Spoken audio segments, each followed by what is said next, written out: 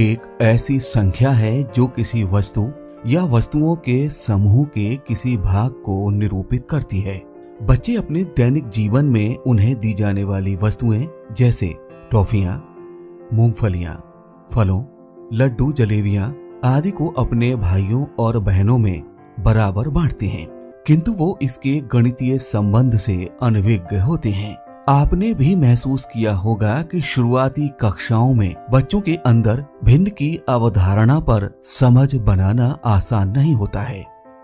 आइए देखते हैं कि बच्चों के अंदर भिन्न की अवधारणात्मक समझ विकसित करने के लिए किन गतिविधियों का उपयोग किया जा सकता है। ये बताओ बच्चों, मेरे हाथ में क्या है? सेब। सेब है।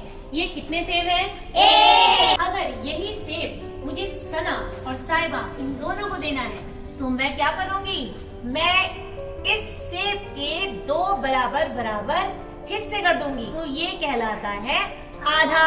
क्या कहलाता है? आधा। तो आधा सेब सना ले लेगी और आधा सेब साहिबा ले लेगी। इस तरह से बच्चे वस्तुओं को हिस्से के रूप में समझ पा रहे हैं।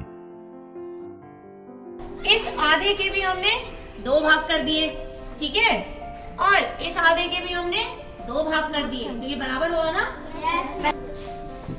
चलिए आप भी इसके करेंगे दो भाग, तो आपका समय शुरू होता है, जल्दी से शुरू हो जाए। इस तरह की गतिविधियों और क्रियाकलापों के माध्यम से शिक्षिका बच्चों के लिए भिन्न की समझ का विकास कर रही हैं। इस दौरान बच्चे भी खेल खेल में गणित के प्रति समझ बना पा रहे हैं।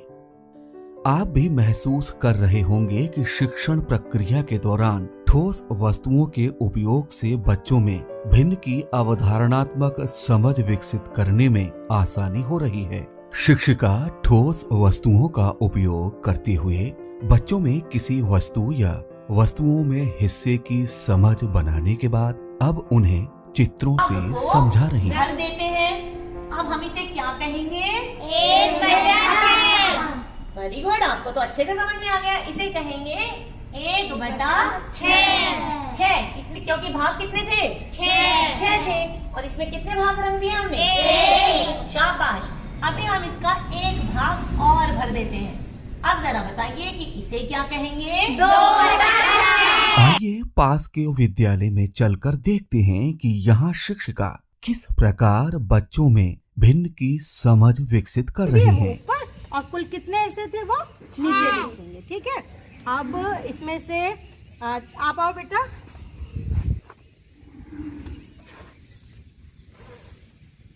ये मैंने एक आकृति में कुछ बराबर हिस्से कर दिए हैं। आप बताइए कितने हिस्से हैं कुल? 6। नहीं, गिनो ध्यान से, कितने हिस्से हैं? 8 हिस्से। शिक्षिका बच्चों को शामपट पर सवाल हल करने के लिए प्रोत्साहित कर रही हैं। गतिविधियों का स्वरूप बदलकर शिक्षिका बच्चों को अभ्यास का मौका प्रदान कर रही हैं, जिससे कम अधिगम गति वाले बच्चे भी भिन्न को आसानी से समझ पा रहे हैं। आइए देखते हैं कि यहाँ पर शिक्षिका किस प्रकार बच्चों में अंश एवं हर की अवधारणा विकसित कर रही हैं। तो इसको हम कैसे पढ़ेंगे? 1/5। कैसे पढ़ेंगे? 1/5। ऊपर वाली संख्या जो हमने आंचल को एक हिस्सा निकाल कर दिया था, उसको हम क्या पढ़ेंगे? क्या बोलेंगे? अंश। ये जो एक है ना, ये जो एक है इसको हम क्या पढ़ेंगे? अंश। और ये जो लाइन है इसको पढ़ेंगे बटा। और ये जो टोटल हिस्से थे इनको क्या बोलते हैं? हर। ठीक है, तो कैसे पढ़ेंगे हम इसको? 1/5। और अगर इस एक की जगह आंचल को हमने दे दिए होते 2 हिस्से, टोटल कितने हिस्से थे हमारे पास? 5। तो इसको कैसे पढ़ेंगे? 2/5। दीपक, आप आइए बेटा।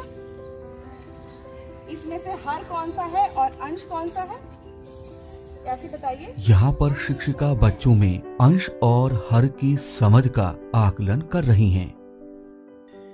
यदि हम भी कक्षा शिक्षण के दौरान भिन्न की समझ के विकास के लिए इस प्रकार से गतिविधियां एवं प्रक्रिया को अपनाते हैं तो बच्चों द्वारा अर्जित ज्ञान स्थायी, ग्राह्य एवं बोधगम्य होगा।